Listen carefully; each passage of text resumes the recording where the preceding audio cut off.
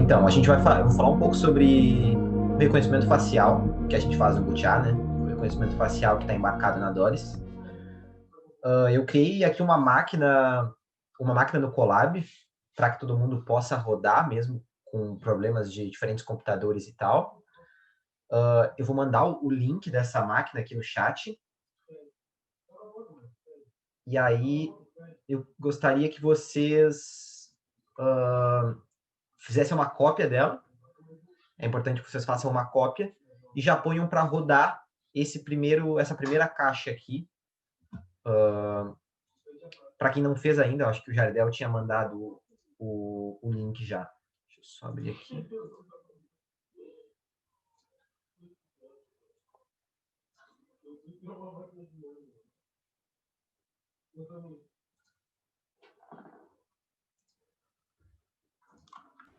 Eu tenho uma coisa para falar. Se puder dar um zoom aí, aumentar ou diminuir a resolução da tua tela, tá difícil de ler. Tá difícil? Isso, boa dica. Tá bem pequenininho, viu, Igor? Tá, também. Eu vou aumentar aqui. Acho que na apresentação não vai ficar muito problema, não. Na apresentação fica ruim também? Deixa eu ver aqui. Excelente. Tá. Aí depois ali, quando a gente chegar na parte do Colab, eu dou um zoom. Perfeito. É isso Certo? aí. Então, deixa eu só vir aqui. Aqui no Colab, então, façam uma cópia aqui em arquivo, salvar uma cópia no Drive. Deixa eu só... Salvar uma cópia no Drive.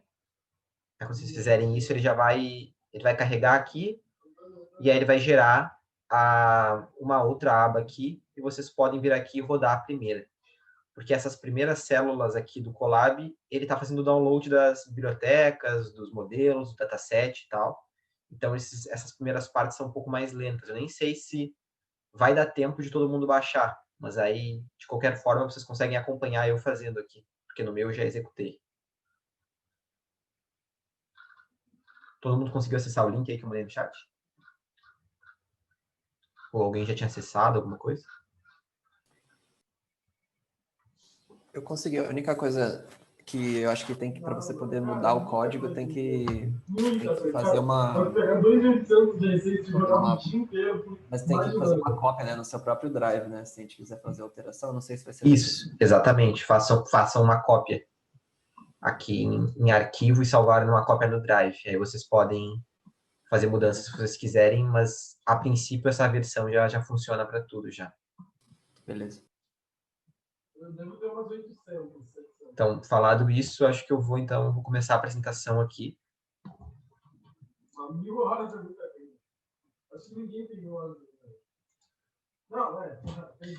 Então, basicamente o que eu vou falar então vai ser sobre reconhecimento facial, utilizando o framework OpenFace. A gente começou no Butiá a usar o OpenFace em 2018, que foi nosso primeiro ano de competição, porque a gente estava lendo TDPs de outras equipes e a gente viu que o OpenFace era uma biblioteca muito usada para reconhecimento facial. A gente decidiu explorar ela, criar os nossos nodos, nosso package e tal, e a gente fez tudo baseado nela. Então, eu vou falar um pouco sobre como utilizar o OpenFace para resolver o problema de reconhecimento facial aplicado ao at-home, né? Então, os dois ministrantes que montaram o tutorial e tal, fui eu e o Lucas, que fomos os dois que desenvolvemos esse package de Face Recognition. Nós dois estamos no 5º ano de engenharia de computação. Então, basicamente, um sumário simples. Primeiro, eu vou falar sobre os problemas que a gente encara quando o assunto é reconhecimento facial, dentro da categoria do at-home. Depois, eu vou falar sobre o OpenFace, como ele funciona, qual é o pipeline de funcionamento dele, em que ele é programado, como é que tu usa e tal. Depois, eu vou falar sobre como resolver as soluções para aqueles problemas que eu citar ali na parte 1. E depois a gente conclui a apresentação e vai lá para a parte prática, para mostrar para vocês mais ou menos como é que funciona. Então, os problemas. Quais são os desafios em se trabalhar com reconhecimento de pessoas, reconhecimento de faces, né, nesse caso? Então, os problemas que a gente busca encarar o primeiro é detectar.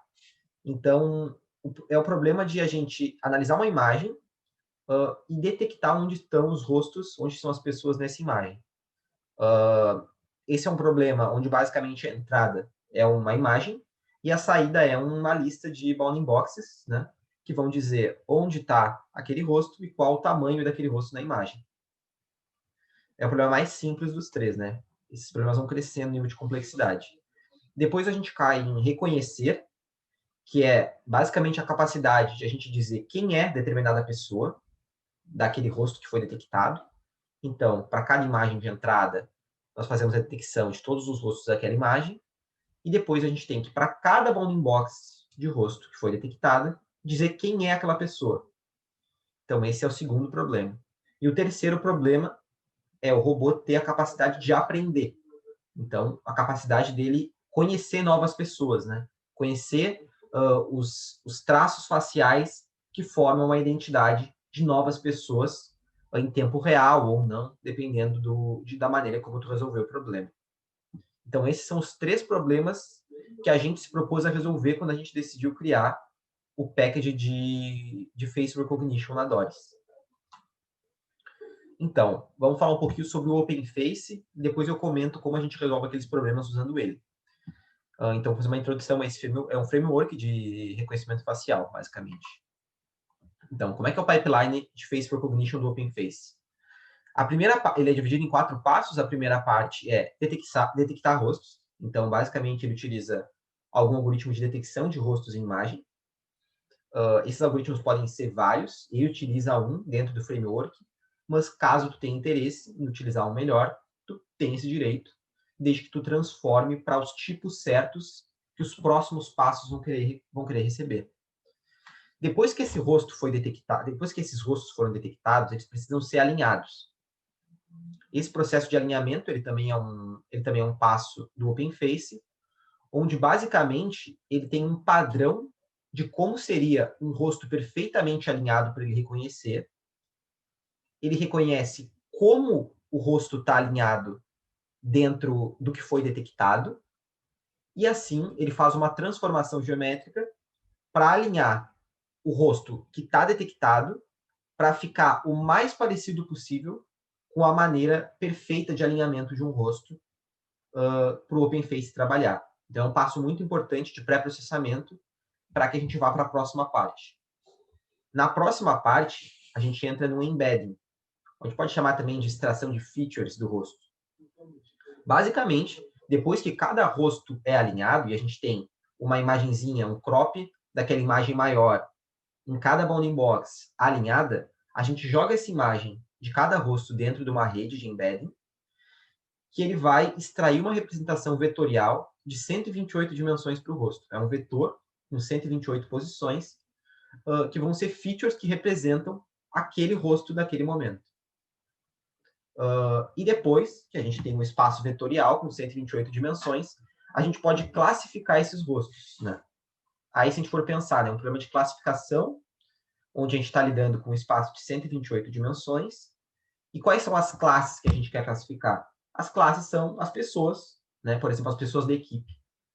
No nosso caso, em 2018, a gente fez o dataset com os rostos de todas as pessoas da equipe, e esse classificador final, ele classificava vetores de 128 dimensões para 10 classes, eu acho que era na época, 10 classes, onde cada classe representava uma pessoa da equipe.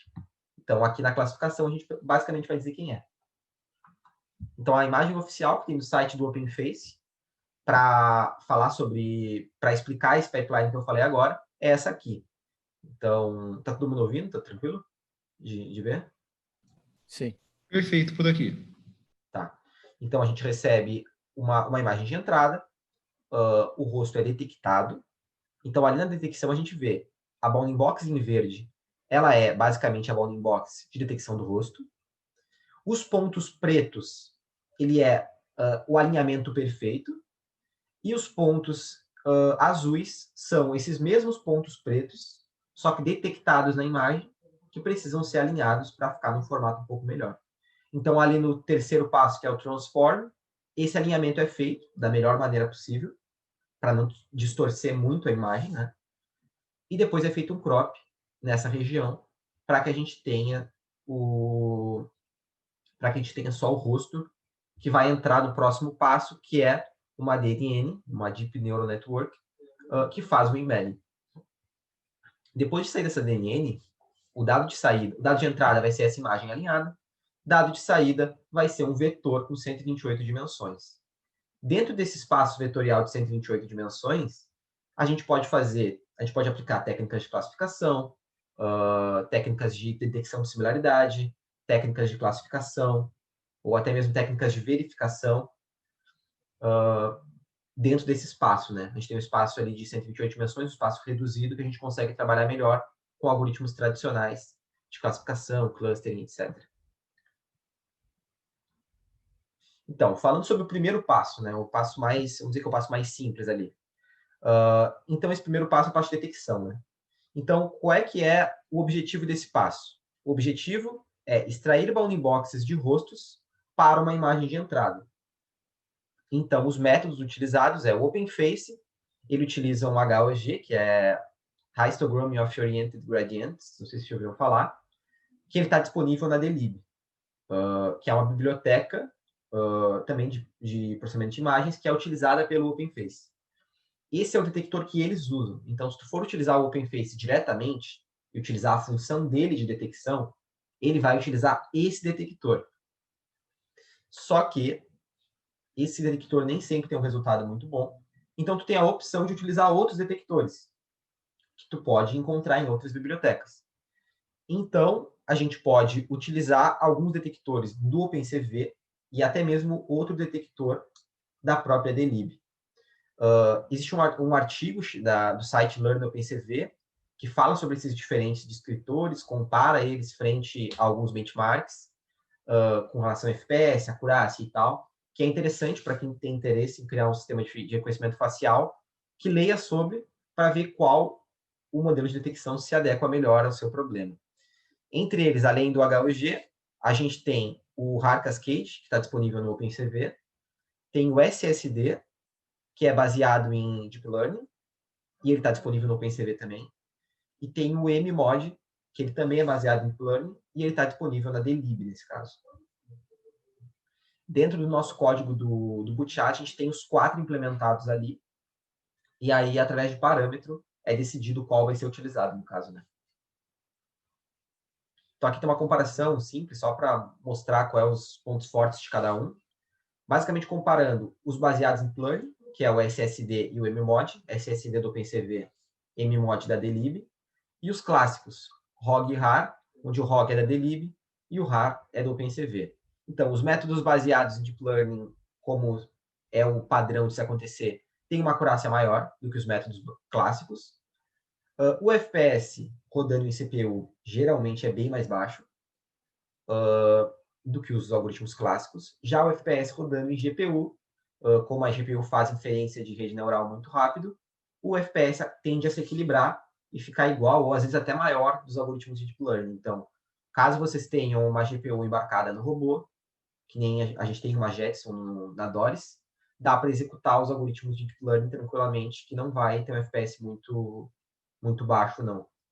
E os algoritmos de Deep Learning, eles também geralmente detectam rostos não frontais, o que ajuda muito, né, na hora de detectar em tempo real, porque nem sempre as pessoas vão estar de frente com o robô. Então, aqui tem um exemplo que está nesse próprio artigo do Learn OpenCV que eu falei ali. É um videozinho.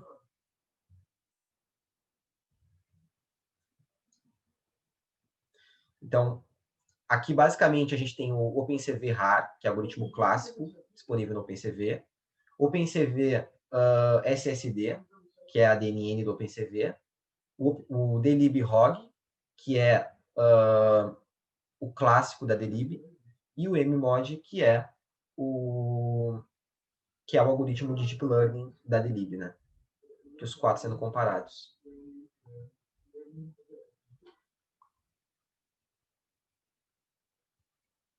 Dá para ver que os algoritmos clássicos têm uma taxa de falso positivo bem alta, né?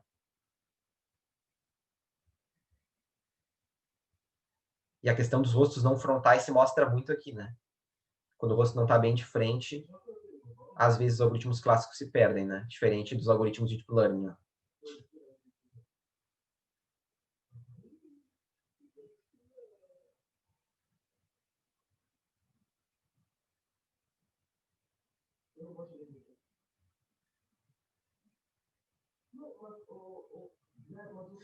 Bem, segundo o que a gente experimentou, o que a gente teve melhores resultados foi a Deep Learning disponível no OpenCV, porque o OpenCV, mesmo rodando em CPU, as Deep Learnings, ele faz um processo de otimização muito bom, então ela não fica com FPS baixo, e o resultado é o melhor entre os 4. Então tem alguns comparativos naquele site, naquele link que eu botei ali, e nesses comparativos ele mostra a acurácia média e tal, algumas métricas, e ele mostra ali que os melhores resultados são da rede neural presente no OpenCV. Se tem alguém aqui querendo entrar. Acho que não. Tudo em ordem, tá livre aqui, viu, Igor? Certo. Vou continuar então. Então, aí, saindo da parte de detecção, que a gente falou sobre os 4 métodos ali, a gente entra na parte de alinhamento. Então, como é que se faz esse alinhamento? Basicamente, alguns landmarks são localizados no rosto e se aplica uma transformação para que os landmarks detectados no rosto se alinhem da melhor forma possível com a posição padrão que eles deveriam estar no rosto, né? Então, o que é feito? Primeiro é feita a localização dos landmarks, isso é feito através de um modelo interno da DLib. Depois é feito uma Fine Transformation, disponível no OpenCV, para transformar da melhor maneira possível os pontos detectados para os pontos ideais, para os pontos que deveriam ser, sem distorcer muito o rosto, né? Então, o OpenFace ele tem um método interno pronto que executa esses 2 processos juntos. Tu só chama ele faz as 2 coisas e te gera a imagem alinhada. É bem tranquilo de utilizar, só utilizar ele direto. Não tem muito problema. Então, o resultado que a gente tem é que a gente tem um rosto, aí é feita a detecção dele, gerando essa bounding box verde. E depois, com o alinhamento, ele é feito crop, obviamente. E, além disso, se dá para perceber que ele está um pouco mais achatado aqui, né? Que é esse processo de alinhamento que é feito como pré-processamento do OpenFace. Então, basicamente, a imagem de saída do processo de alinhamento seria isso aqui. Se forem várias bounding boxes, vai sair várias imagens alinhadas. Basicamente é isso. Então, tendo o rosto alinhado, a gente cai para a próxima parte, que é a parte do embedding, né? Que é a parte de extração de features de cada um dos rostos. Então, basicamente, a ideia, o objetivo, é gerar uma representação vetorial do rosto. Esse processo gera um vetor de 128 dimensões para cada um dos rostos detectados. Né? A entrada dele vai ser uma imagem de rosto alinhada, né? Só a imagem cropada e alinhada, e a saída vai ser um vetor com 128 posições. Basicamente é isso, o vetor da NumPy lá. Então, o estado da arte em Face Embedding é a FaceNet, que ela é de 2017 ou 2018, eu acho. A função disponível no OpenFace, que utiliza a FaceNet e realiza o embedding do rosto. Então, tem uma função pronta dentro do OpenFace também, que vai carregar um modelo, né, que é os pesos treinados dessa rede, vai executar o embedding e vai te dar a saída. Apesar disso ser uma rede neural, né, geralmente as equipes que quiserem usar o OpenFace para fazer conhecimento facial, elas não vão precisar retreinar a rede de embedding. Basicamente porque essa rede ela é treinada no dataset imenso, e nesse treinamento ela aprende a como extrair features de rostos. Mas ela não precisa necessariamente ser treinada para os teus rostos. Ela aprende isso de maneira genérica. Então, essa rede só baixa os pesos disponíveis no site do OpenFace e tu utiliza esses pesos para fazer o embedding do rosto que tu está olhando no momento. Não precisa retreinar essa parte. Pelo menos a gente não teve que retreinar. Então, o pessoal do OpenFace, para explicar o que seria esse espaço vetorial de rostos, eles fizeram uma versão reduzida, que em vez de gerar um vetor de 128 dimensões, ele gera um vetor de 3 dimensões, que aí cabe no espaço tridimensional, e a gente pode analisar isso de maneira visual, né? Então, basicamente, aqui são 3 rostos de pessoas diferentes sendo detectados, e os vetores gerados aqui na esfera, né, na esfera das 3 dimensões, são vetores que estão distantes entre si. Qual é a ideia desse embedding? A ideia é que imagens diferentes do rosto da mesma pessoa vão estar próximas nesse espaço. Esses vetores vão ser próximos no espaço. Então, quando calcular a distância euclidiana entre esses vetores, eles vão estar próximos. Em compensação, se tu tiver o vetor de uma pessoa diferente, muito diferente dessa que tu está falando, vai ser gerado um vetor que vai estar muito distante do vetor dessas pessoas se tu calcular uma distância euclidiana entre esses vetores, né? Então, a ideia basicamente é um espaço vetorial de 128 dimensões que diferencia rostos e consegue deixar os vetores próximos daqueles rostos que são da mesma pessoa ou de pessoas parecidas, né? Então, após a gente ter essa representação vetorial, a gente vai para a parte de classificação.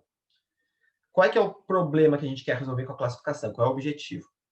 Classificar o vetor de 128 dimensões, que representa o rosto, em alguma das classes que foram previamente ensinadas ao classificador. Então, a gente treina um classificador que vai aprender a trabalhar nesse espaço de 128 dimensões, e ele vai aprender, para cada vetor que entrar na entrada dele, ele dizer quem é a pessoa daquele vetor. Então, os algoritmos que tu pode utilizar para fazer isso são os algoritmos de classificação disponíveis no scikit-learn do Python, né, que tem vários algoritmos lá dentro. A necessidade geralmente é um dataset com no mínimo 10 fotos de cada pessoa, de cada classe, que será reconhecida futuramente pelo robô. E os exemplos de classificadores que podem ser usados SVM linear, SVM radial, o SVM de busca em grid, o Grid Search SVM, Gaussian Mixture Models, Naive Bayes ou até mesmo o KNN, que é o mais simples deles, né? Todos esses algoritmos podem ser utilizados de maneira análoga, porque eles todos implementam uma classe própria de classificadores lá do scikit-learn. Então, geralmente é os mesmos métodos para treinar TOZUFIT, etc. Então, todos eles podem ser usados, ou até mesmo um classificador próprio da equipe pode ser implementado, desde que ele também estenda essa classe base de classificadores lá do scikit-learn, né? Então, o exemplo de classificação aqui, que foi gerado lá em 2018 ainda.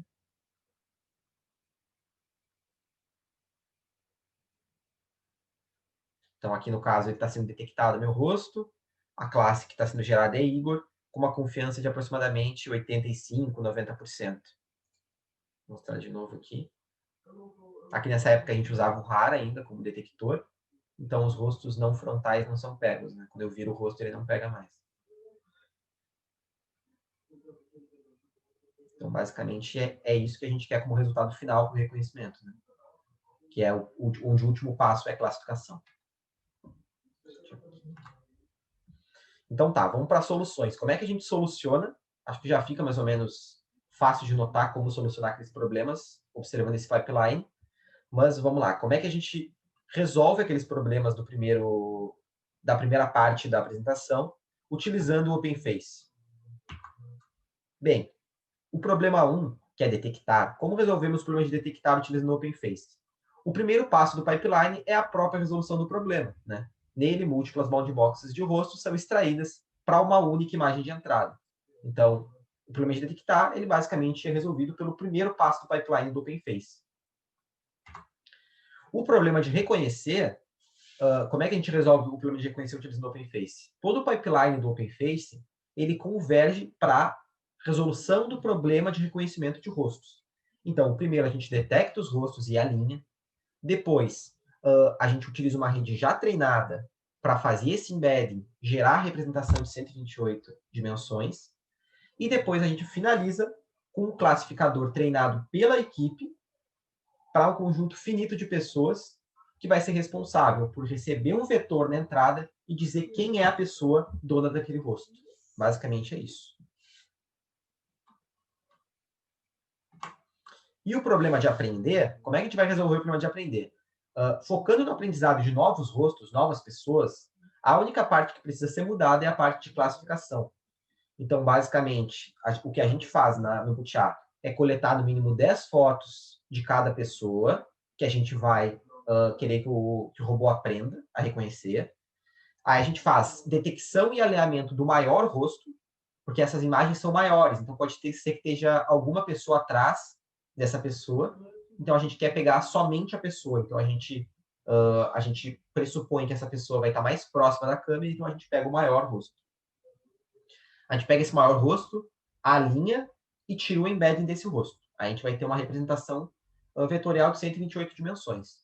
Como a gente faz isso para todas as 10 imagens, no final a gente vai ter 10 vetores de 128 dimensões, que vão ser 10 amostras do rosto dessa pessoa. Talvez ela possa tirar essas imagens com o rosto um pouco de lado, o rosto um pouco para cima, para que a gente tenha uma certa variação nas amostras para a gente poder treinar um classificador de uma melhor maneira.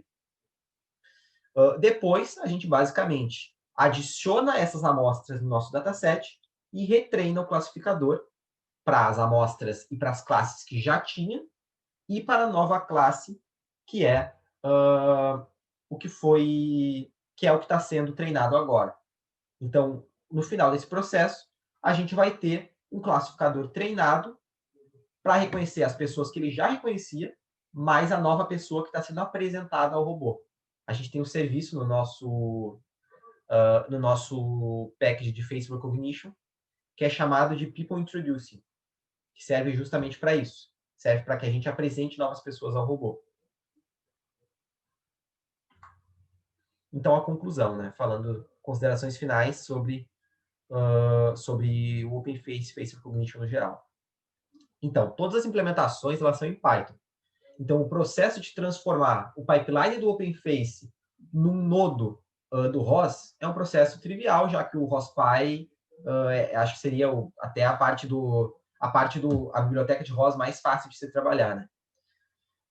Depois, é importante ressaltar que o FPS da detecção, utilizando as DNNs, não costuma ser um grande problema, porque a inferência da FaceNet, que também faz parte do pipeline, toma mais tempo que o método de detecção. Por quê? Basicamente, quando o robô vai enxergar uma imagem e ele vai mandar essa imagem para o package de Face Recognition. Vai ser feita uma detecção e a saída dessa detecção vai ser o conjunto de bounding boxes de rostos que foram detectadas. Para cada uma dessas bounding boxes, vai ter que ser feito alinhamento, embedding e classificação. Então, vamos supor que detecta 5 rostos. Vai ter que fazer 5 vezes todo o resto do pipeline. A única parte que tu faz uma vez só é a detecção. Então, o FPS da detecção não costuma ser o gargalo. O gargalo costuma ser a parte de embedding, que é uma rede um pouco mais pesada que a rodada. Então, utilizar DNN para ter uma detecção melhor não costuma ser um problema em termos de custo computacional. Então, a gente, no ButiaBots, a gente utiliza o OpenCV DNN, como eu tinha falado antes. O processo de aprender novos rostos ele pode ser feito em tempo real, visto que treinar um modelo que não é profundo, não é um modelo de deep learning, de classificação, não é um processo tão lento assim. Então, basicamente, se a gente coletar novos vetores, pegar os vetores que já tinham antes e retreinar um SVM, ele não vai demorar horas para retreinar. Ele talvez vai demorar 1 minuto, 30 segundos, algo assim.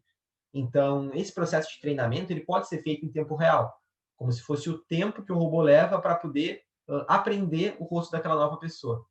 Então, isso dá para ser feito em tempo real e o nosso robô ele é feito em tempo real.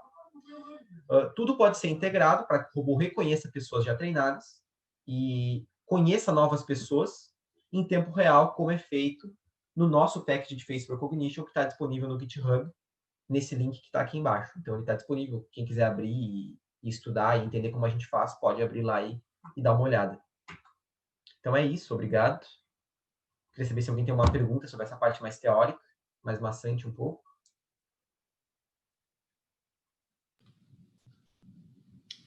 Excelente, Igor. Muito obrigado pela apresentação. Agora, aos questionamentos. Depois também. Você vai apresentar uma parte prática agora?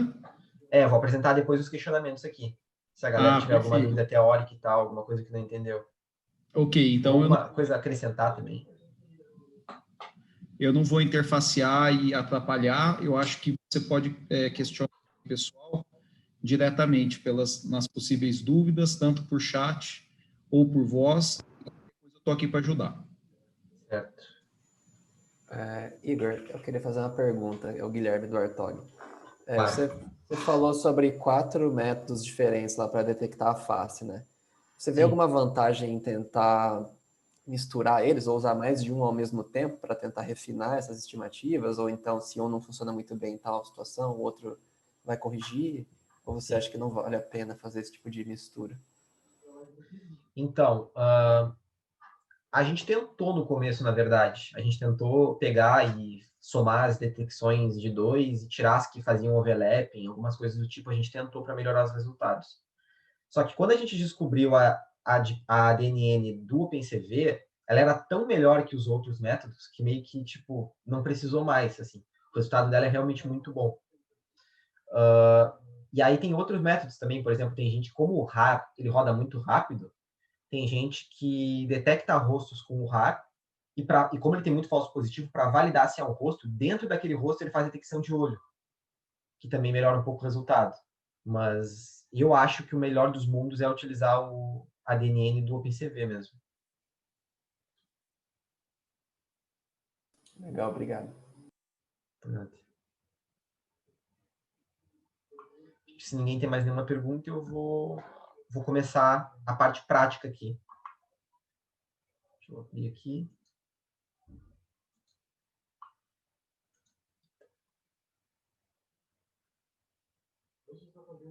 Vocês todos conseguiram abrir aqui o notebook que eu mandei ali para vocês? Conseguiram copiar e tal? Tranquilo, tá aqui já. Tá. Aí, então, ó, essas primeiras células aqui do notebook, elas aqui fazem a instalação do Torque. Depois a gente baixa algumas coisas, instala algumas coisas de dentro do Torque que são importantes. Aqui a gente seta as variáveis de ambiente. Aqui a gente baixa os packages necessários, né? O Bootea Vision, o OpenFace e o repositório do Learn OpenCV para poder baixar alguns modelos que estão lá dentro. E depois aqui a gente instala o OpenFace, finalmente. E aqui a gente baixa mais alguns outros arquivos de pesos, né? Essas primeiras células, elas são meio demoradas, por isso que eu pedi para começar a rodar essa daqui no começo da apresentação. Eu não sei se rodou aí, em quanto por cento tá, alguma coisa do tipo.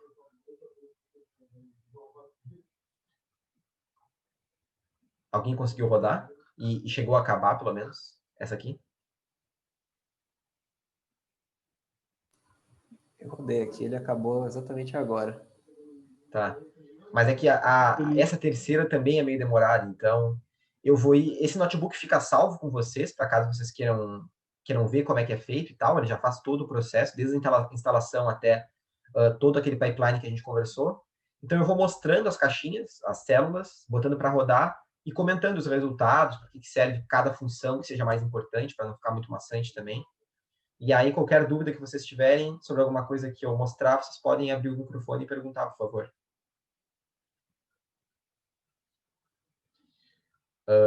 E aí, quem conseguir ir rodando, já vai rodando também uma por uma e tal. Então, aqui é a parte de download que a gente tinha conversado, e aqui a gente finalmente está começando o código em Python, que vai ser responsável por executar o pipeline inteiro, né? Então, aqui a gente está importando as bibliotecas do Python que a gente vai utilizar, né, o OpenFace, a biblioteca OS do Python, CV2 e tal. Tudo isso aqui é o que a gente utiliza durante o processo, então a gente roda aqui para ele poder fazer o import. Acho que ele não instalou, calma aí.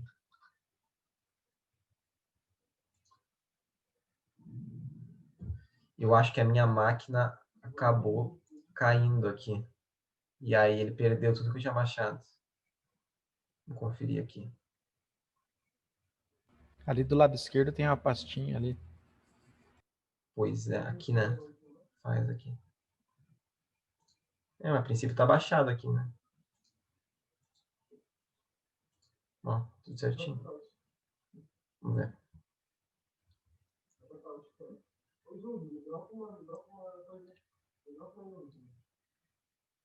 Vocês querem que aumente o zoom ou tá bom assim? Tá dando para enxergar?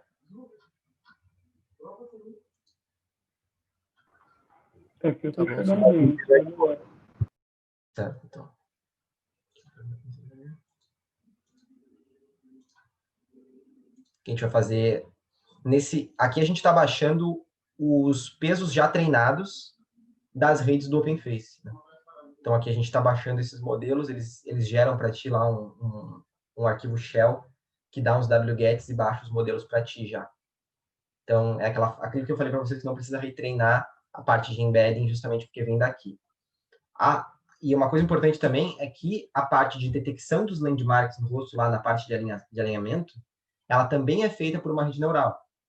Rede neural essa que tu também não precisa retreinar, só precisa baixar os pesos e ele faz interno para ti, tu nem te preocupa com o fato de ser uma rede neural que detecta esses landmarks ou não.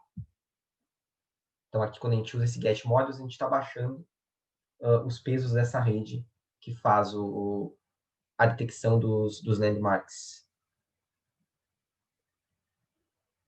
Então tá aqui, ó, Shape Predictor 68, Face Landmarks e tal. É essa aqui os pesos que a gente tem que baixar.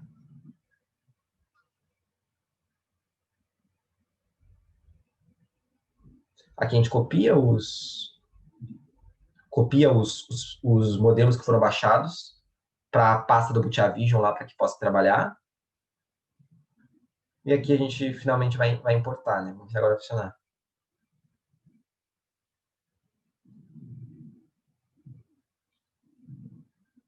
Né? A princípio deu certinho. Tá, então aqui em dataset a gente realmente começa a desenvolver o que tem que ser feito. Então, começando o pipeline, primeiro a gente vai ter que ter um classificador treinado para algumas classes para que a gente consiga fazer. Então, a primeira parte que eu for apresentando para vocês vai ser o processo de treinamento desse classificador.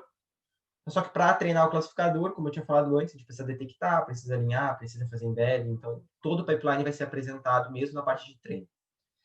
Então, aqui a gente está baixando o dataset, tá? Ele está dentro do drive aqui, né? E aí a gente está separando o dataset em 70% para treinar esse classificador e depois 30% para a gente fazer um teste e verificar como ele está saindo, né?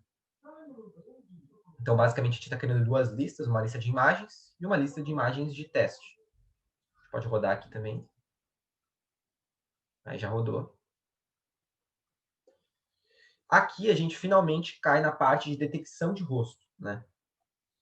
Então, basicamente, o que a gente define algumas variáveis para dizer onde estão aqueles pesos, aqueles modelos que a gente baixou. E a gente cria o detector utilizando a DNN do CV2 aqui, né?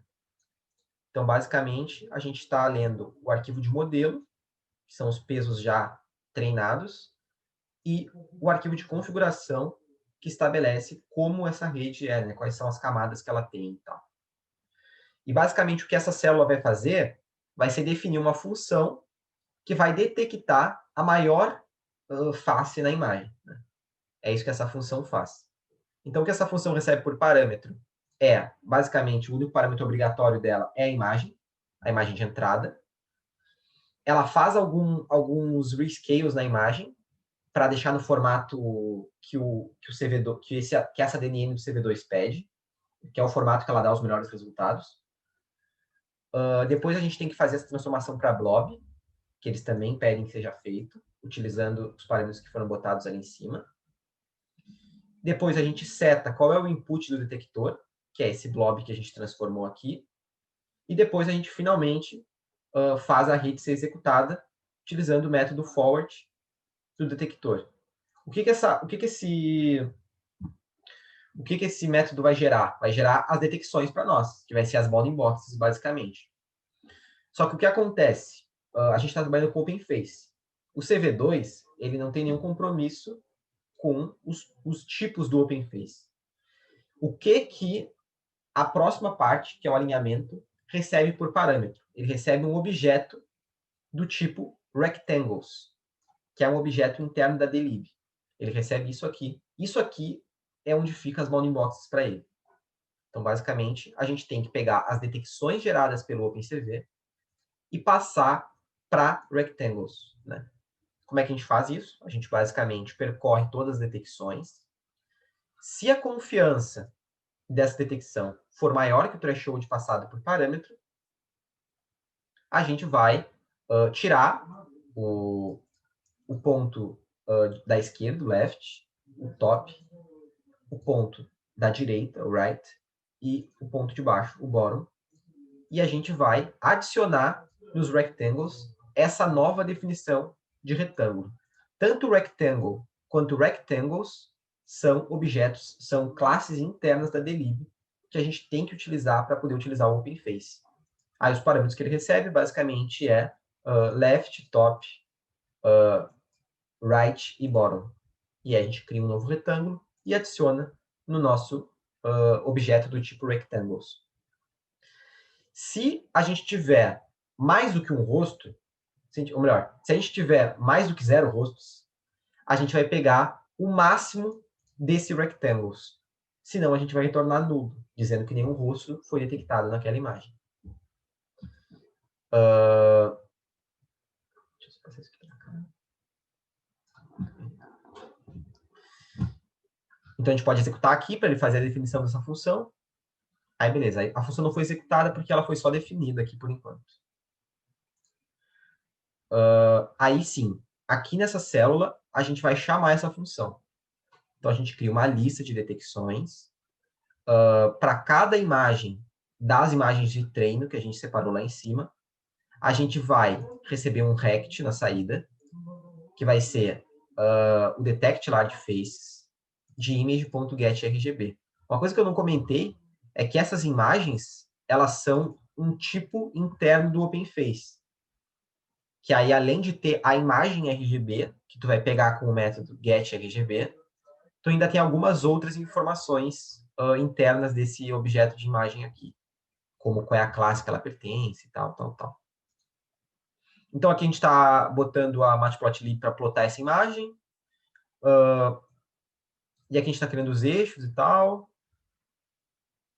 E aqui a gente finalmente adiciona esse retângulo do rosto ao vetor. Por que eu falo o retângulo do rosto? Porque nesse caso a gente está utilizando a função de detect largest face, né? Então vai sair só um retângulo daqui de baixo. Então a gente vai adicionar esse retângulo na lista de detecções que a gente criou lá em cima. E depois, se esse retângulo não é none, a gente plota ele utilizando o matplotlib aqui. E depois a gente printa quantas imagens tem no conjunto de treino e quantos rostos foram detectados, né? A gente roda aqui. E aí ele vai fazendo para cada imagem do nosso conjunto de treino aqui, né? Então vocês vão vendo que ele vai pegando o maior rosto, né? Algumas ele não pega, ó, por causa de... Provavelmente por causa da luz forte que estava lá atrás, né? E vocês veem que outros rostos aparecem aqui atrás, só que ele só pega o maior, no caso. Essas imagens todas elas foram coletadas nas competições, geralmente.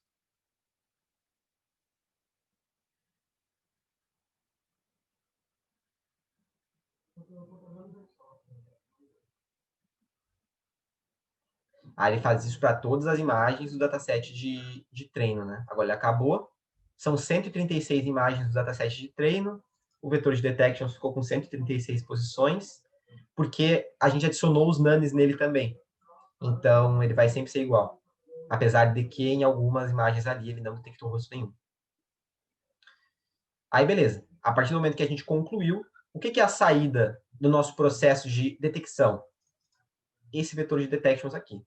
Então, dentro... É uma lista, na verdade, né? Essa lista de detections aqui. Dentro dessa lista, vai ter uma bounding box para cada imagem, dizendo onde está o maior rosto. É basicamente isso. Cada posição dela é referente à imagem do mesmo índice, com uma bounding box. Basicamente é isso. Aí a gente cai na parte de alinhamento do rosto. Então, a gente faz a mesma coisa. Na primeira célula, a gente cria uma função. Na segunda célula, a gente utiliza ela. O que faz na primeira célula? Basicamente, aquilo que eu falei para vocês. Existe, na verdade, uma classe interna do OpenFace que faz todo o processo, que é o align dlib. Então, openface.align dlib, tu cria o teu objeto de alinhamento, passando aquele nome daquele modelo que a gente baixou lá em cima, no Get Models lá. Então, isso aqui vai ser carregado. E aí, então, a nossa função de alinhamento, ela vai receber a imagem e o retângulo onde está o rosto. Essa dimensão é porque a imagem de saída, ela é numa dimensão controlada, de 96 por 96 nesse caso, o que também é um padrão que a rede de embedding espera receber. Então, isso aqui é um parâmetro que precisa ser passado. Geralmente, a gente utilizou 96 sempre e o resultado foi bom. Então, o que essa função vai fazer? Ela vai pegar o aligner, vai dar um align na dimensão passada por parâmetro, na imagem passada por parâmetro, no retângulo que foi detectado lá na detecção. E aí, depois, vai ser retornado a imagem do rosto alinhado, né? Já cropado, já tudo certinho. Então, a gente pode rodar aqui para a função ser definida e para o objeto de alinhamento ser criado. E aqui, finalmente, a gente também vai utilizar essa parte de alinhamento. Então, a gente percorre todas as imagens do dataset de treino mais uma vez. Se a detecção nessa imagem não foi nula, a gente pega e manda alinhar nessa imagem aqui, chamando o align face, passando a imagem e a bounding box. E aqui a gente mais uma vez está plotando e também a gente está escrevendo no disco as imagens alinhadas que foram computadas aqui. Alguma dúvida? Até agora tá tranquilo de entender? Como é que tá? Eu tenho uma dúvida. Você falou que ele pega o maior rosto, né, para gerar a bounding box. Isso.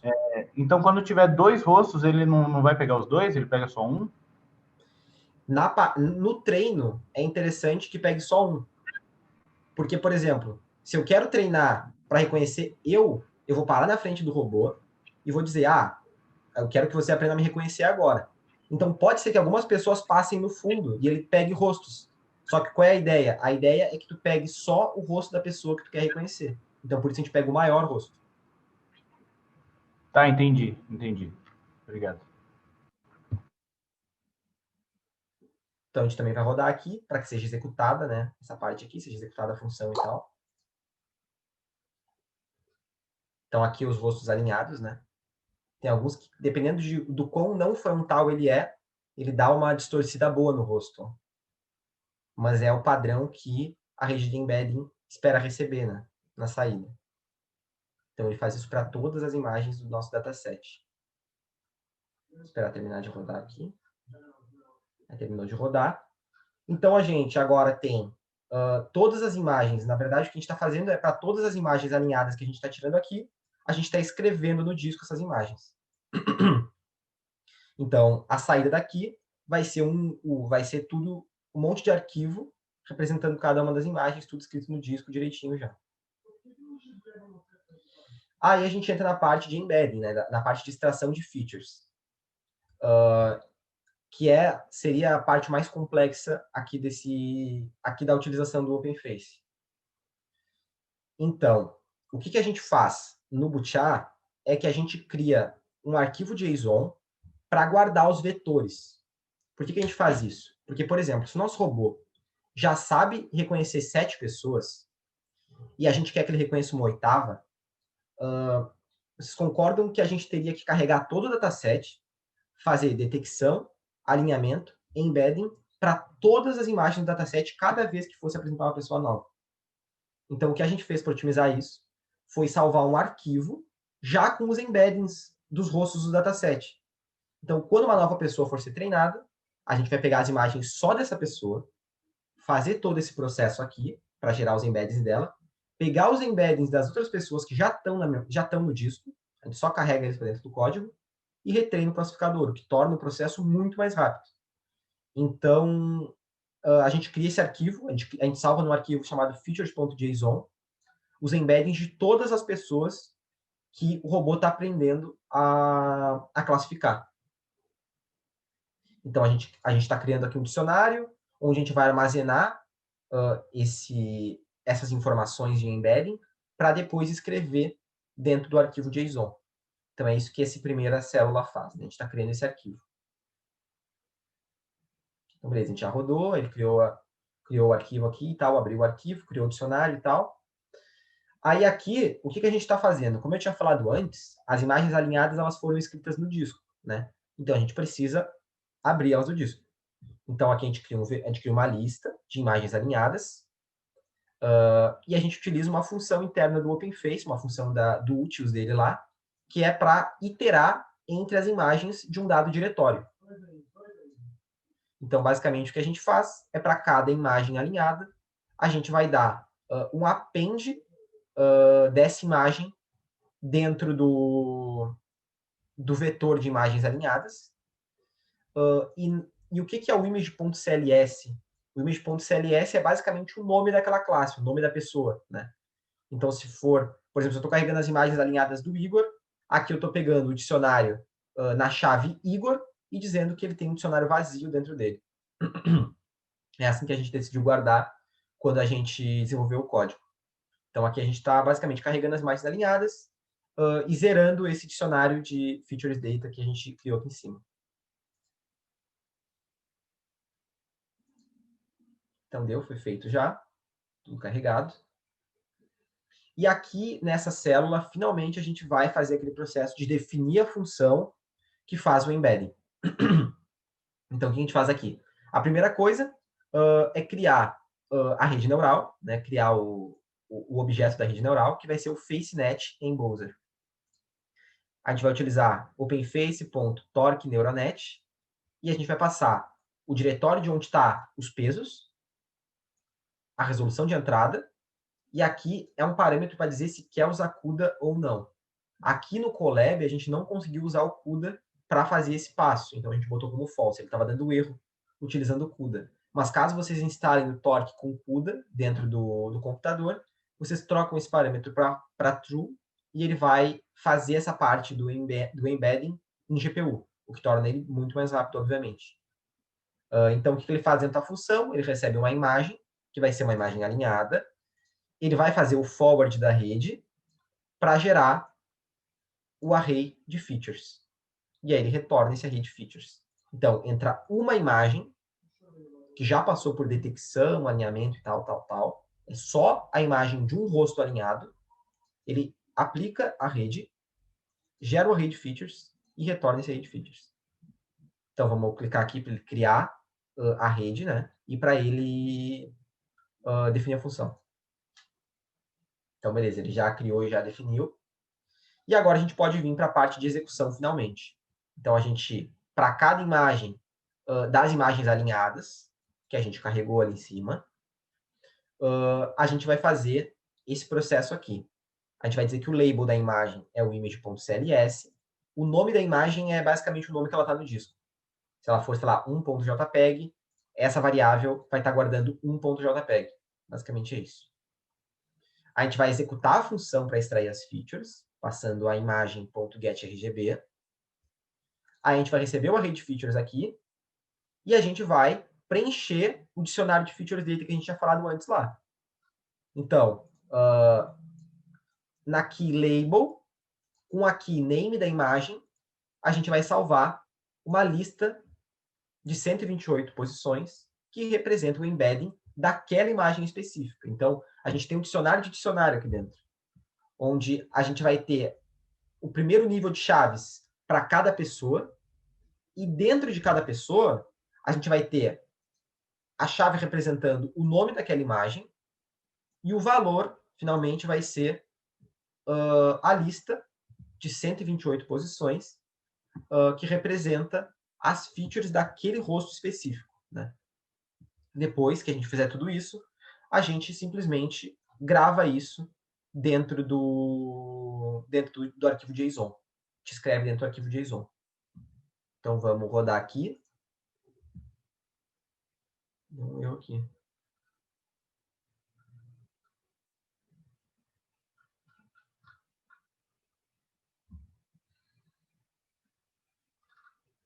Eu acho que é lá em cima, talvez, alguma coisa que a gente não rodou. Deixa eu ver aqui. Talvez seja isso aqui. Talvez as variáveis parece que as variáveis de ambiente não estão definidas.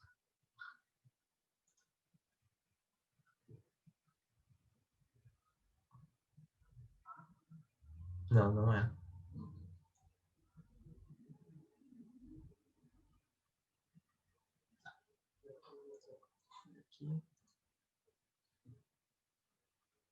Pois é, eu acho que quando a máquina parou de rodar, eu acabei perdendo esse primeiro download, que é quando a gente estava instalando o Torque, e aqui é a parte que mais demora, inclusive. E aí acabou que a parte de embedding não vai rodar porque o Torque não está instalado. Mas acho que eu tenho como é que ficam os resultados aqui. Deixa eu ver aqui. Não, agora substituiu. Aí eu vou ter que rerodar essa parte aqui, só que vai demorar bastante. Bem, eu vou deixar rodando e vou explicando o resto. Se alguém já tiver rodado essa primeira parte, pode conseguir executar isso daqui. É que o nosso realmente parou aqui. Reiniciou a máquina.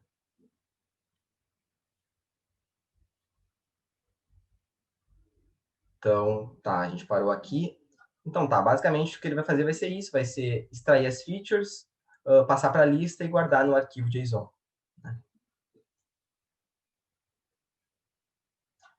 Então, aqui, né, aqui a gente já, inclusive, printou, ó, quando a gente tinha rodado antes, que quando a gente pega o dicionário de features lá e printa quais as keys internas dele, tá aqui, ó.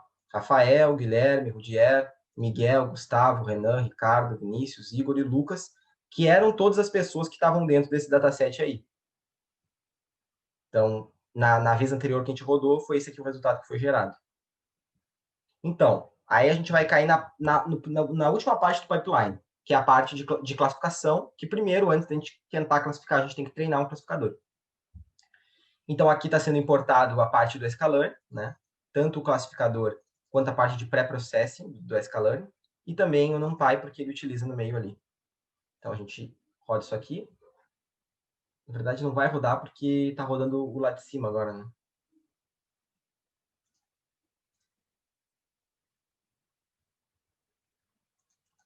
Deixa eu ver lá em cima.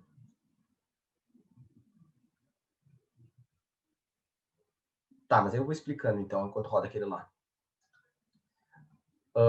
Aí, beleza. O que a gente quer fazer agora?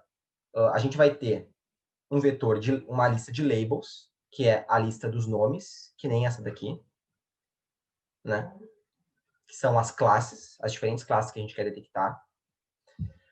E a lista de embeddings, que basicamente, para cada uma das classes, vão ter pelo menos 10 amostras, pelo menos 10 embeddings, né? Pelo menos 10 imagens lá no dataset de entrada, como a gente tinha conversado antes.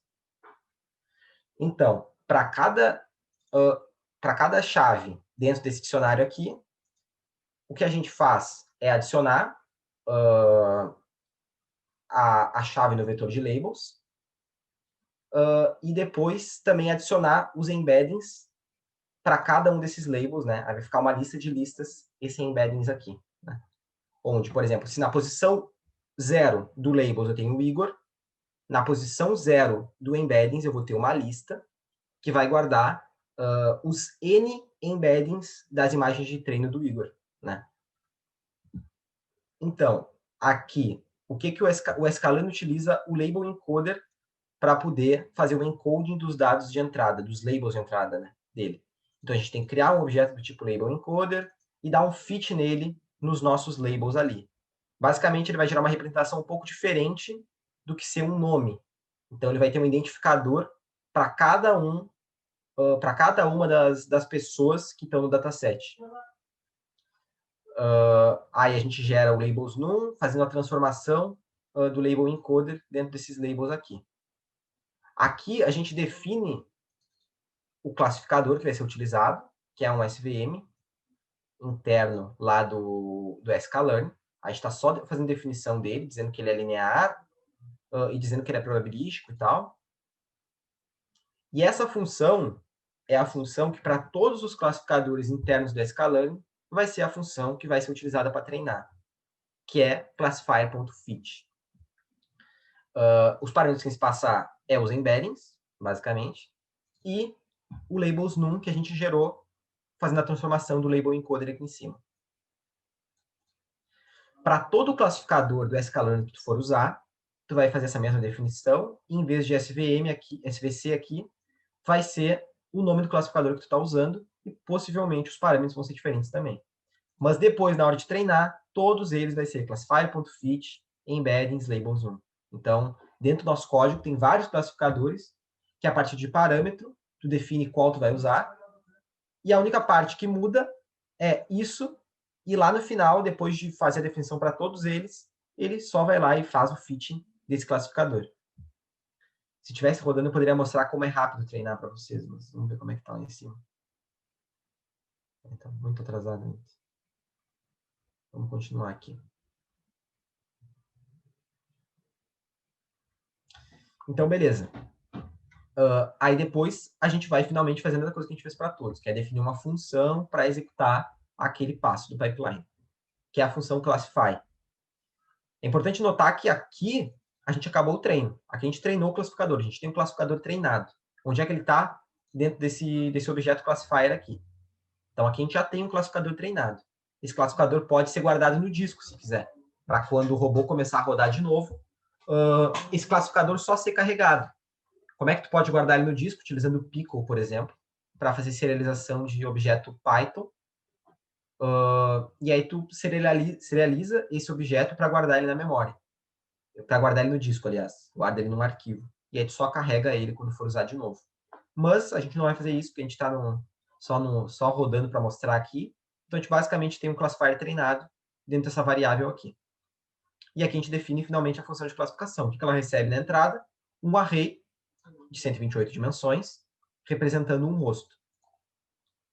E um threshold, para dizer quando a gente vai considerar que a gente conhece a pessoa, ou quando a gente vai dizer que aquela pessoa é desconhecida, completamente desconhecida para o nosso modelo. Então, a primeira coisa que a gente vai fazer vai ser transpor esse array, que é necessário também, por causa da maneira como os classifiers recebem os dados de entrada. Então, isso aqui tudo foi coisa que a gente teve que ir testando e mudando conforme a gente via que estava errado. Aí, finalmente, a gente faz o processo de predição. A gente dá classifier.predictProba, passando a representação de entrada, que é o array de entrada. E aqui a gente vai receber um outro array de saída. O que esse array vai ter? Ele vai ter o número de classes que a gente tem, por exemplo. Se a gente tem 10 classes a serem classificadas, ele vai ser um vetor de tamanho 10, um array de tamanho 10, onde para cada posição desse array, ele vai dar a probabilidade de ser a pessoa daquela posição. Então, a gente, obviamente, vai querer o max, né, desse array de probabilidades, porque a gente quer a pessoa que é mais provável de ser. Aí, beleza. Para a gente pegar quem é essa pessoa, a gente basicamente vai pegar o nosso label encoder, que a gente fez o encode lá em cima, e vai fazer uma transformação inversa nesse índice aqui. Qual vai ser a saída dessa transformação inversa? Vai ser o nome da pessoa. Então, a gente estava fazendo o encoding dos nomes lá em cima, agora a gente está fazendo o decoding dos nomes. A gente está transformando inverso o que tinha sido feito antes. Então, caso a pessoa mais provável de ser seja Igor, aqui vai dar o índice do Igor no label encoder, e aplicando esse índice aqui dentro, na transformação inversa, a gente vai ter aqui na saída o nome Igor. E aqui a confiança, basicamente, vai ser a probabilidade na posição, as predições na posição max i. Então, vai ser a probabilidade de ser aquela pessoa que tem maior probabilidade. Se essa probabilidade for maior que 0,5, que é o que a gente utiliza aqui, a gente vai dizer que é a pessoa, a gente vai retornar que é a pessoa, uma tupla, né? Que é a pessoa com a confiança tal. Se for menor que 0,5, a gente vai dizer que a gente não conhece essa pessoa, e a gente vai dizer qual é a confiança que foi detectada aqui dentro. Então, beleza. Rodar isso aqui, basicamente, vai impactar em tu definir essa função de classificação. E aqui é onde a gente finalmente roda a parte de classificação. Como a gente já utilizou as imagens de treino para fazer o fitting do classificador lá em cima, Agora, aqui embaixo, quando a gente for classificar, a gente vai usar as imagens de teste. Então, o for, o que muda aqui é que vai ser um for de image em images teste e não mais em images como era antes. A gente definiu duas funções, duas variáveis, começando com 0, uma variável para contar os acertos, uma variável para contar os erros, né? E aqui, a gente poderia utilizar a função de detectar vários rostos em cada uma das imagens. Só que a gente não queria definir mais uma função aqui dentro do código.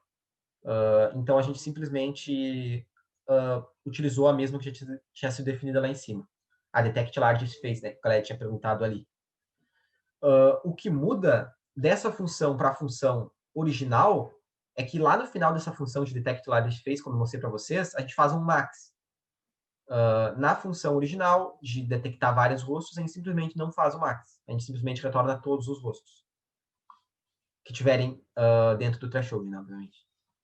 Então, se o face rect que foi detectado não é none, ou seja, se foi detectado um rosto, a gente vai fazer o processo de alinhamento do rosto, utilizando a função align face que a gente definiu lá em cima, no image.getRGB, passando o face rect de detecção.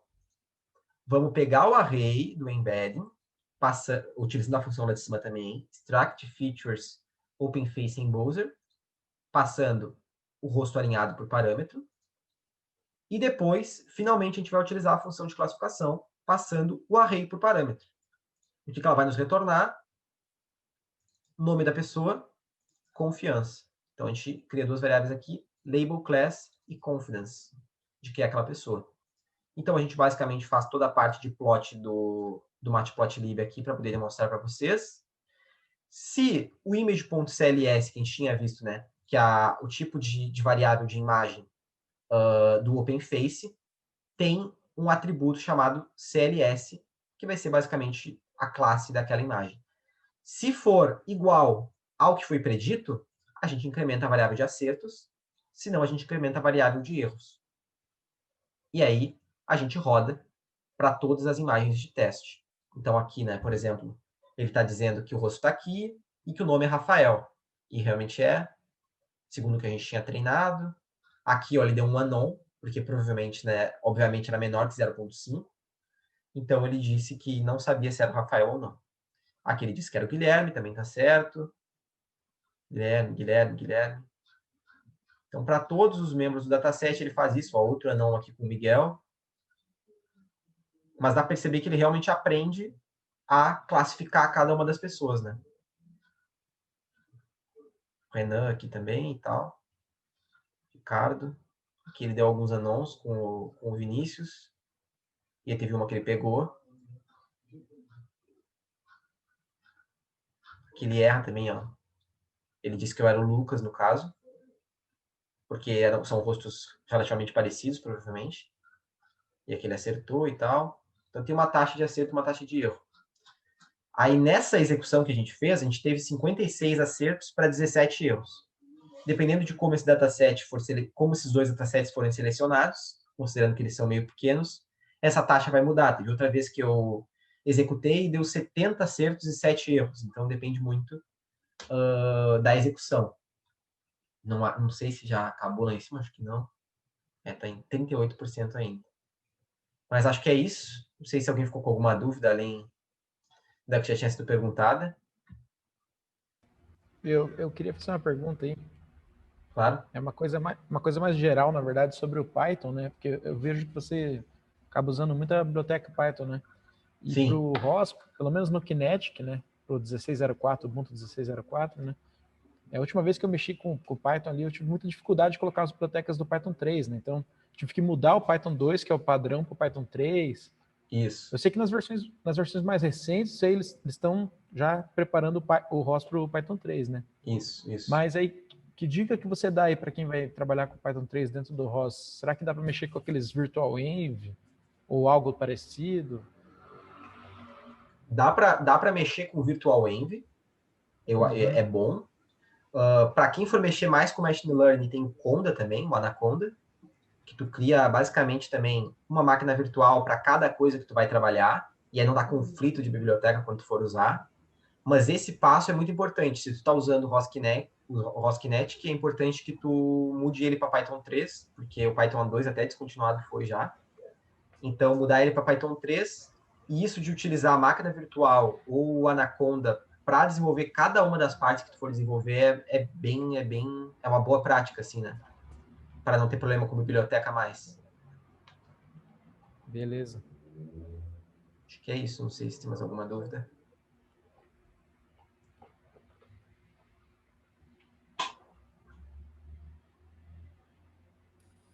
Igor, você falou bastante aí sobre reconhecimento de face em uma imagem, né? Vocês Isso. também fizeram alguma coisa relacionada a rastrear essa face em várias imagens seguidas, tipo num vídeo? Ou coisa Boa desse pergunta. tipo? Não, a gente não fez. Esse módulo específico da Doris, ele é só para isso, só para reconhecimento. A gente não trabalha com tracking, né? Aí a gente tem outro módulo que é só para tracking, que aí ele faz tracking do corpo inteiro, não é só do rosto.